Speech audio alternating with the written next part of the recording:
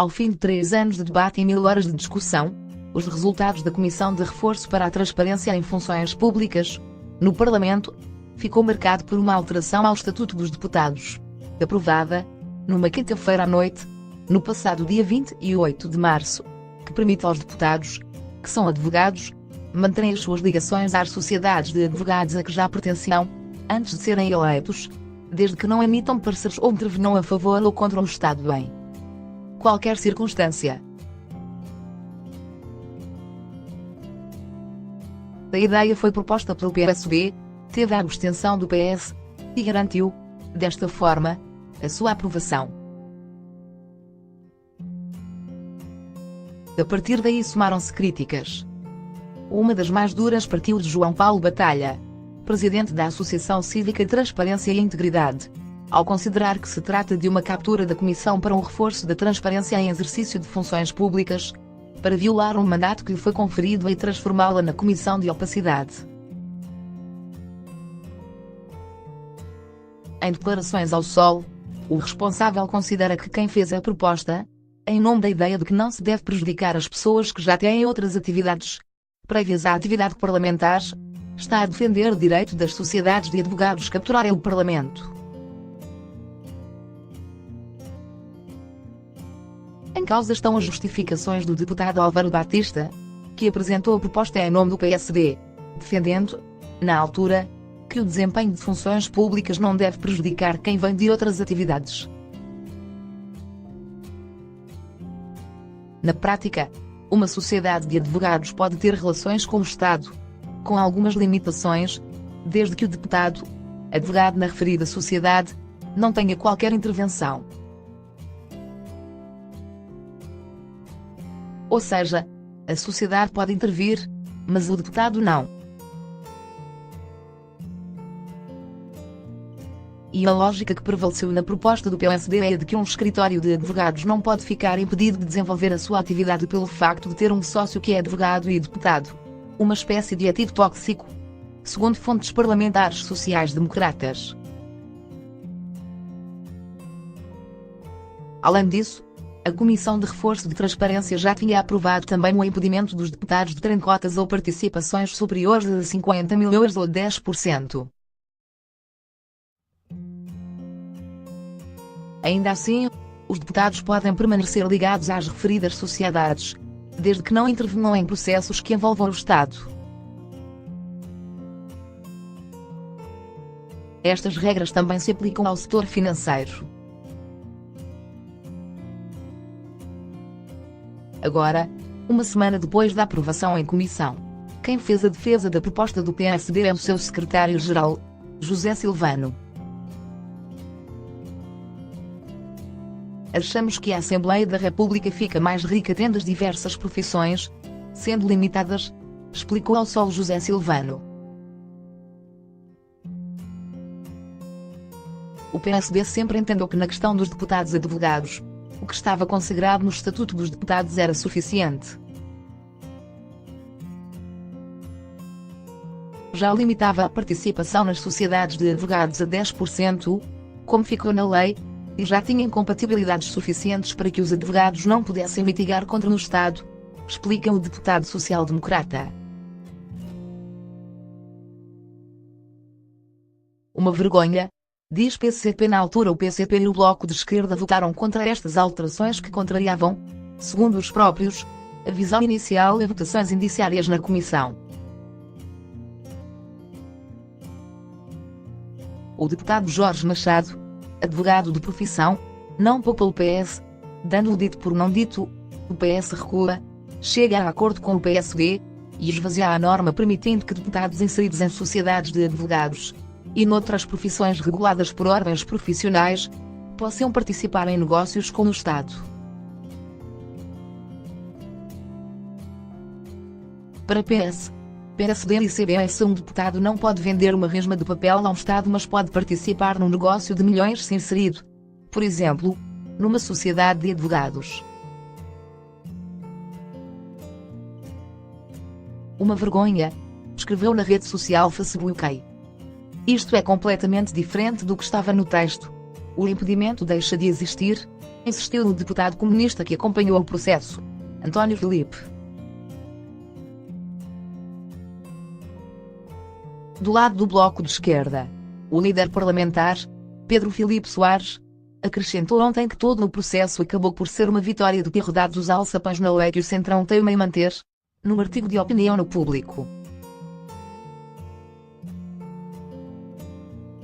Na defesa das posições do PS, Pedro Delgado Alves realçou a importância da proibição total de deputados serem advogados ou consultores em processos contra ou a favor do Estado, além de não poderem ter mais de 10% de cotas nas referidas sociedades.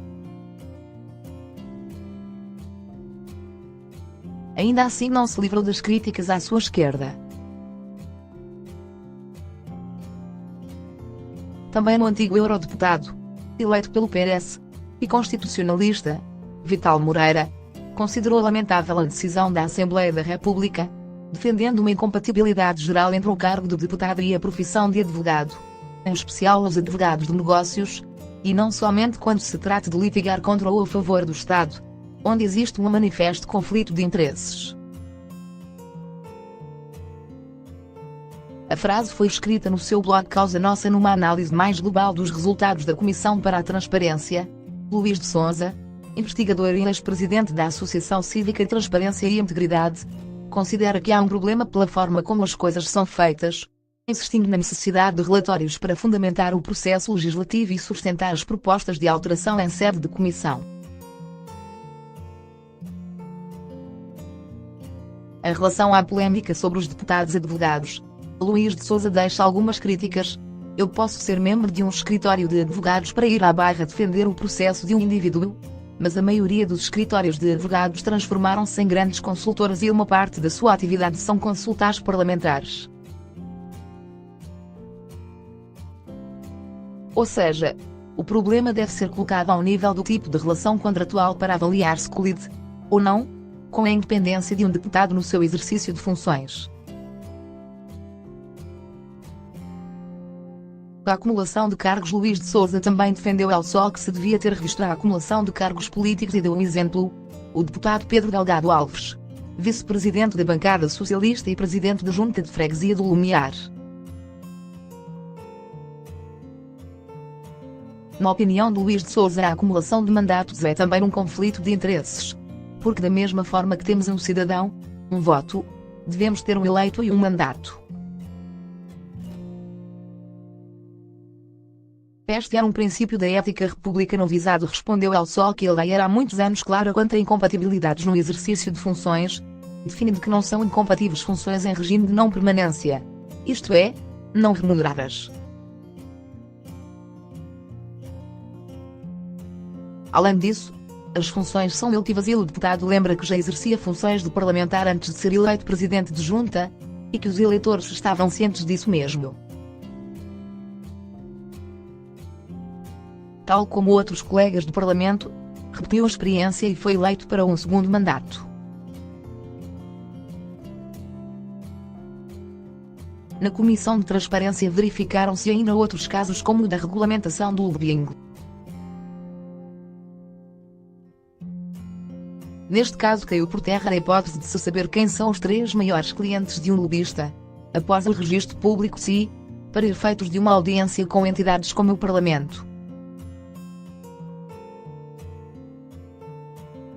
Neste ponto, João Paulo Batalha não poderia ser mais claro na crítica: ter um registro de lobistas sem saber quem são os interesses que representam é tão útil como ter um registro de expressão de estocadores ou estofadores na Assembleia da República. Não serve para rigorosamente nada de facto. A regulamentação do lobbying está longe de ser pacífica. Terá sempre os votos contra do PCP e do BE. Mas já existe um acordo tácito entre deputados do PSD, PS e CDS para uma correção de última hora à versão, entretanto, aprovada. Assim, no próximo dia 11, a Comissão de Transparência volta a reunir e fará uma espécie de ratificação final do texto em que se prevê que as entidades que representarem o legítimo interesses de outras devem também ser obrigadas a declarar quem representam. Dito de outra forma, uma agência que faz lobbying a várias empresas e reúne com o ministro, deve indicar qual a empresa que está a representar na audiência. Ou seja, deve ficar registado o lobista, a empresa que pertence à terceira entidade que está a representar no momento da audiência é uma entidade pública.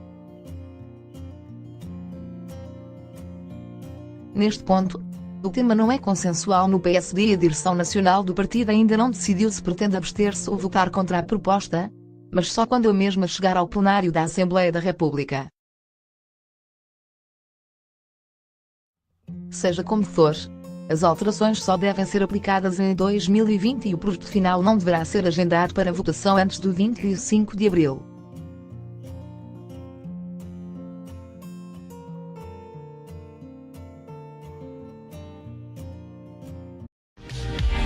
Your friends all say it's fine, but